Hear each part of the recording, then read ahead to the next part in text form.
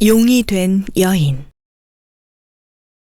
1960년 어느 날, 한 사찰의 앞들을 조사하던 학술단의 놀라운 발견에 까무러쳤다.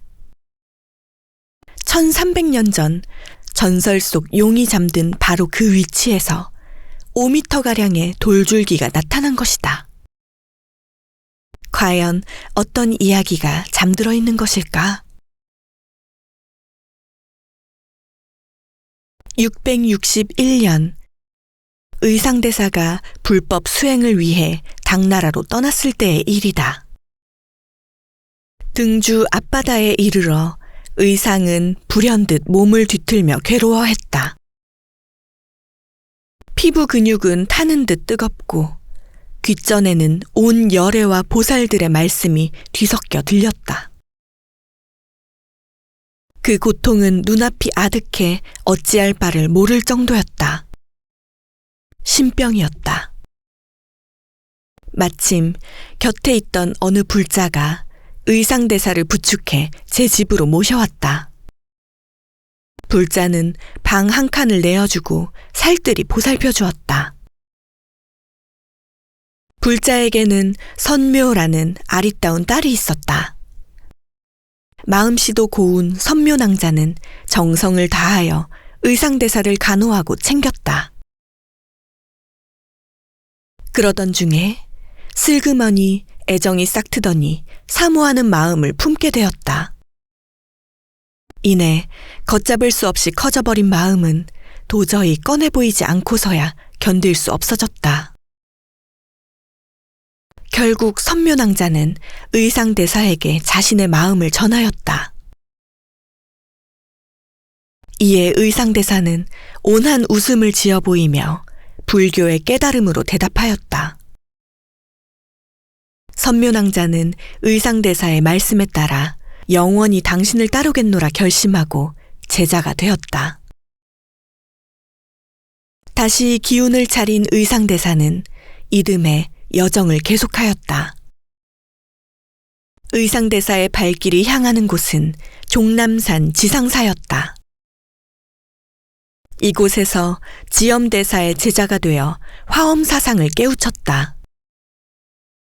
꼭 10년이 되던 해, 당나라가 신라를 침범하려고 한다는 것을 알게 되었다. 의상대사는 이 소식을 알리기 위해 황급히 귀국을 준비했다. 신라로 다시 돌아가기 전 의상대사는 선묘낭자의 집에 들러 감사와 작별 인사를 하였다. 그 시간 마침 출타했던 선묘낭자는 의상대사와 인사를 나누지 못했다. 뒤늦게 이 사실을 알게 된 낭자는 커다란 상자를 들고 버선발로 뒤를 쫓았지만 이미 배는 저만치 떠나가고 있었다. 선묘낭자는 배를 향해 들고 왔던 상자를 던지며 기도했다. 부디 스님께 닿기를. 간절한 기도가 통한 것일까?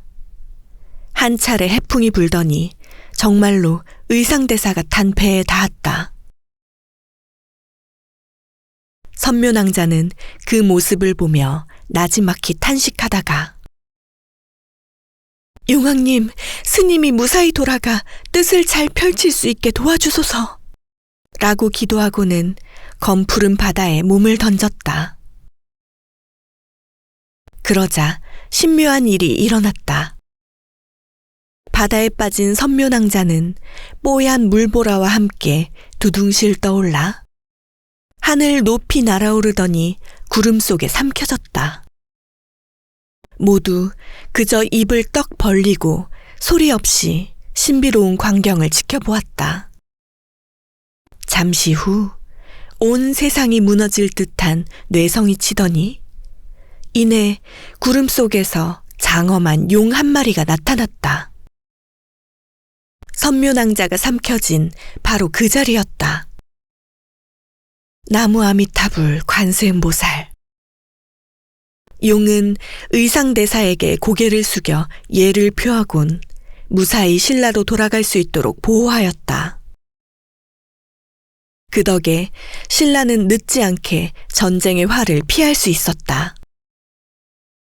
이후 의상대사는 사찰을 지을 명당을 찾다가 경상북도 영주시 봉황산에 이르렀다. 이곳에 터를 잡으려 하자 수백 명의 이교도 무리가 나타나 방해하기 시작했다. 상황이 거세지려 하자 구름 속에서 선묘용이 내려왔다. 용은 신묘한 힘으로 커다란 바위를 두둥실 들어올렸다. 그리곤 이교도 무리의 머리 위에서 떨어질 듯 말 듯 위태로운 상황을 만드니 모두 까무러치게 놀라 도망갔다. 이때 들어올린 큰 바위는 부석이라 불리며 지금도 무량수전 서편에 자리하고 있다. 이렇게 사찰의 턱까지 닦이자 선묘용이 보드라운 목소리로 말하였다. 의상스님, 내 머리가 향하는 곳에 무량수전을 모시고 꼬리가 향하는 곳에는 석등 하나 세워주시구려. 그리곤 곱게 눕더니 땅속으로 모습을 감추었다. 의상대사는 용의 말을 따라 사찰을 세우고 함께한 일화를 기려 부석사라고 이름지었다.